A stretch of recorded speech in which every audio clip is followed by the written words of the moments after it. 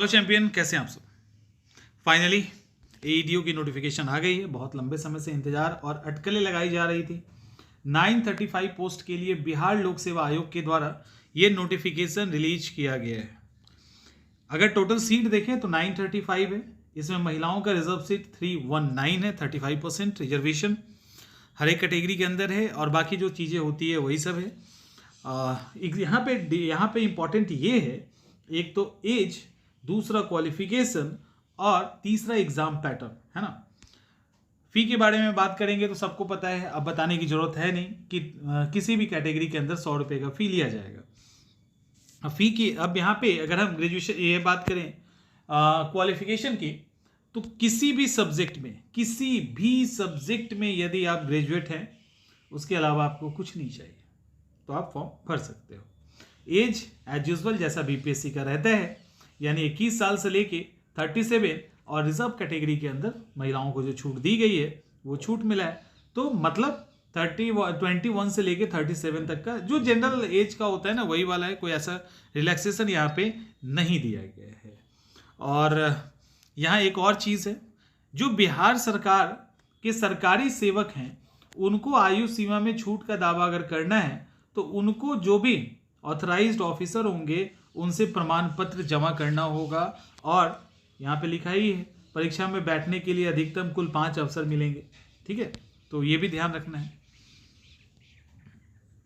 अब सवाल है कि क्वेश्चन देखो, यहाँ पे क्लियर लिखा गया है, देखिए क्लियर लिखा गया है कि इस पद के लिए लिखित परीक्षा वस्तुनिष्ठ का आयोजन किया जाएगा।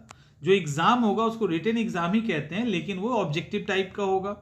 इसमें कोई इंटरव्यू नहीं लिया जाएगा। यदि ये क्वालिफाई किए तो आपका सिलेक्शन पक्का। ठीक है, मतलब इतना बढ़िया मौका है, ये क्वालिफाई किए तो सिलेक्शन पक्का। ठीक है, तो है ना इंपॉर्टेंट। अब जो लिखित परीक्षा है इसके अंदर कैटेगराइज किया गया है। इसको देखो कैसे, इसको समझ लीजिए। इसमें जो आप पहला सेक्शन है उसके अंदर टोटल 100 क्वेश्चन होंगे और 2 घंटे का क्वेश्चन होगा। टोटल 100 नंबर होगा। एक चीज़ और ध्यान रखिएगा, पहले इसको हम लोग कर लेते हैं। भाग एक में अंग्रेजी जो है वो 30 नंबर का होगा। तो इंग्लिश का वेटेज कम कर दिया गया है, बस इतना ही कि आप इंग्लिश को समझ सके, बोल सके, लिख सके, बस इतना ही है। और हिंदी का वेटेज जो है 70% है। ठीक है, ये ध्यान रखना है, क्वालिफाइंग पेपर है, यानी इसको सिर्फ क्वालिफाई करना है। इंग्लिश और हिंदी जस्ट क्वालिफाइंग पेपर है। इसमें अगर आप 30 नंबर लेके आ जाते हैं, और क्या लिखा है ये भी देख लीजिए, 30 मार्क्स इन बोथ लैंग्वेज। ठीक है, तो 30 नंबर ओवरऑल लेके आ जाते हैं तो आप क्वालिफाई कर जाएंगे। तो ये एक तो पहला हो गया। दूसरा, तो यहाँ पे कोई टेंशन ही नहीं है, जिसको नहीं भी आता है तो ज़्यादा टेंशन लेने की जरूरत नहीं है। दूसरा है जीएस। जीएस के अंदर क्या है, ये 100 क्वेश्चन होंगे, 2 घंटे का होगा और टोटल 100 नंबर का होगा। जीएस के अंदर वही सारा सामान्य जो जीएस होता है, history, geography, polity, economics type की चीज़ें वही होंगी। और यहाँ पे जनरल एप्टीट्यूड की बात की गई है, यहाँ भी 100 क्वेश्चन होगा, 2 घंटे का होगा, 100 नंबर का होगा। तो ये क्वालिफाइंग है। इन्हीं दोनों पे यानी 2 और 3 पे आपका मेरिट बनने जा रहा है। निगेटिव मार्किंग यहाँ भी अलाउ किया गया है, यानी 1/3 निगेटिव मार्किंग होगा, और उसका आप लोग ध्यान रखेंगे। जो सिलेबस दिया गया है यहाँ पे, वो सिलेबस में ये कहा गया है कि सामान्य अंग्रेजी और सामान्य हिंदी के प्रश्न इस तरह के होंगे कि अभ्यर्थी की भाषा संबंधी जो जानकारी है बस उसी को जांचा जा सके। सिंपल क्वालिफाई करना है, इसमें कुछ ऐसा नहीं है। जीएस के अंदर साइंस, नेशनल इंटरनेशनल का करंट अफेयर्स, इतिहास, बिहार का इतिहास, भूगोल, बिहार का भूगोल, नदी, यहाँ की पॉलिटी, इकोनॉमी, उसी तरह से बिहार की polity, economy, national movement, Bihar का योगदान। तो जो जीएस का पेपर होता है ना सामान्य, वही जीएस का पेपर यहाँ पे आपको देखने को मिलेगा। अब यहाँ सवाल है कि ये जनरल एप्टीट्यूड, सारा खेल जो होगा वो जनरल एप्टीट्यूड पे होगा। यहाँ पे जो बेस्ट करेगा सिलेक्शन इस बार पक्का है। अब इसके लिए नॉर्मली जो नंबर सिस्टम होता है पूर्ण संख्या वाला होता है, भिन्न होता है, अंकगणित है, रीजनिंग है।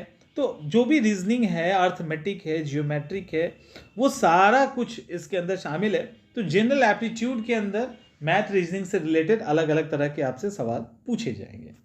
बस इतना ही है, और इससे ज़्यादा करने की ज़रूरत तो है नहीं, इतना काफ़ी है। तो जाइए और फॉर्म भरिए। बाकी जो नॉर्मल इन्फॉर्मेशन सब जगह होता है वही इन्फॉर्मेशन दिया गया है, ऐसा कुछ भी अलग नहीं है जो आपको बताया जाए। हाँ, ध्यान रखिएगा जो फ़ी है वो सिर्फ 100 रुपये देने हैं, क्योंकि सरकार का जो ऑर्डर आया है उसके बाद फ़ी को कम कर दिया गया है हर एग्जामिनेशन के लिए। हाँ, ये भी है कि ऑनलाइन आवेदन भरने की जो तिथि है वो 27 से, यानी 27 अगस्त से स्टार्ट होगा, अभी शुरू नहीं हुआ है। और दूसरा 26 तारीख तक चलेगा, यानी टोटल आपको 1 महीने का समय दिया जा रहा है। तो अब समझ सकते हो कि ये अगस्त में स्टार्ट होगा और सितंबर तक चलेगा, तो इलेक्शन के बाद ही आपका एग्ज़ाम होने वाला है, उसके पहले एग्ज़ाम नहीं होगा। कमर कस लीजिए, समय आपके पास है। जीएस की अच्छे से तैयारी कीजिए, मैथ्स की अच्छे से तैयारी कीजिए, एग्ज़ाम निकालना इतना मुश्किल नहीं है। और हम लोग की क्लास स्टार्ट हो चुकी है, आप उसको ज्वाइन कर लीजिए, एग्ज़ाम हम लोग निकालेंगे।